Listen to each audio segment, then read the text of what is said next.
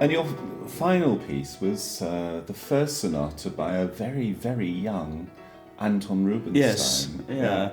Extraordinary. 16 years old? I think he was 16. He might have been 17 by the time he finished it, but he was certainly 16 when he began it. I just think he was just full of joy and loving life. You know, it's a very masculine piece. You know, he's really showing off. He's showing his chops off. It's a big play. It's a very easy listen, actually. There's nothing really complicated about the music. It's full of wonderful tunes. Yeah. And the movement that I love most is certainly the finale. I think it's a very, very strong finale with as Leslie Howard would call it, a right rollicking fugue in it.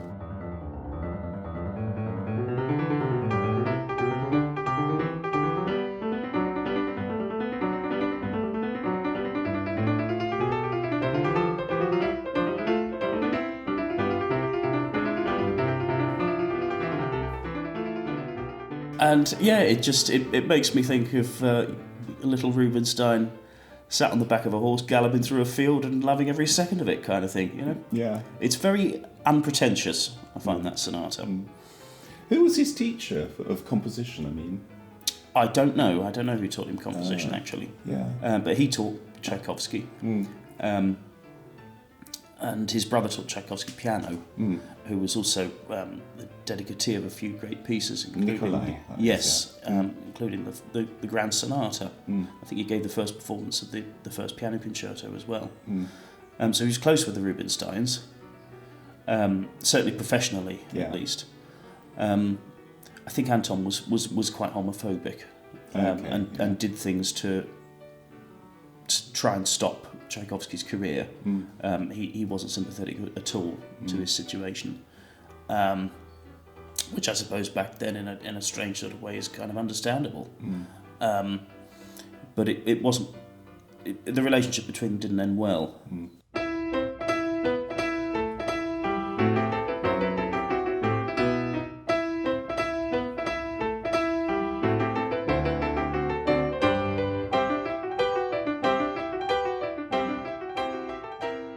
Going back to the sonata, I think it's a really, really lovely bit of music. And actually, probably the first sonata written by a Russian composer. Certainly the first published by a Russian composer. Very symphonic in its outlook. I've heard one or two people, when I played it in the last few months, have a real problem with it. I'm not too sure why. I think it's a really straightforward, lovely work. Yeah, I mean, it is very straightforward, and as you said, it's kind of an exercising in public of prowess, you know, proudly held, as it were, and just saying, look, here I am, this is what I can do. And isn't it clever? Aren't you gobsmacked? Yes. The really great sonata, I think, that he wrote was the fourth one, the last one. Yeah. Opus 100. The only trouble with it is it takes up an entire half. It's about 45 minutes long. It's a massive piece, as many of Rubinstein's pieces were, actually.